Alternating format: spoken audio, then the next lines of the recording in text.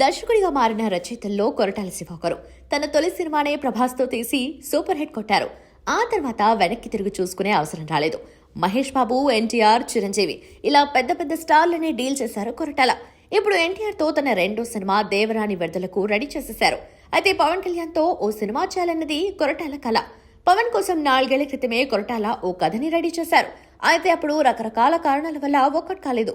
ఆ కథ ఇప్పటికీ కొరటాల దగ్గరే ఉంది. ఆ కథని తీస్తే పవన్ తోనే చేయాలని కొరటాల కూడా ఫిక్స్ అయిపోయారు. అయితే పవన్ దృష్టి ఇప్పుడు పూర్తిగా రాజకీయాలపైనే ఉంది. చేతిలోని సినిమాలని చాలా కష్టపడి పూర్తి చేస్తున్నారు.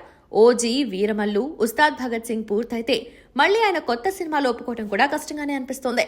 ఒకవేళ కొత్త సినిమాపై సంతకం చేసినా అలా లైనప్ దాటుకుని కొరటాల వరకు రావాలి. అలాగని ఈ కాంబోలో సినిమా తెరకెక్కటం అసాధ్యమేమీ కాదు. పవన్ ఓ పొలిటికల్ సినిమా తీయాలని అనుకుంటే మాత్రం ఖచ్చితంగా కొరటాల మంచి ఆప్షన్. ఎందుకంటే కొరటాల దగ్గర ఉన్న కథ కూడా పొలిటికల్ సినారియోలో నడిచేదే. 2029కి ముందు తన పొలిటికల్ మైలేజ్ కి అదనంగా తోడవటానికి పవన్ ఓ సినిమా చేయాలని భావిస్తే తప్పకుండా కొరటాల కళ సాకారమయ్యే ఛాన్స్ ఉంది.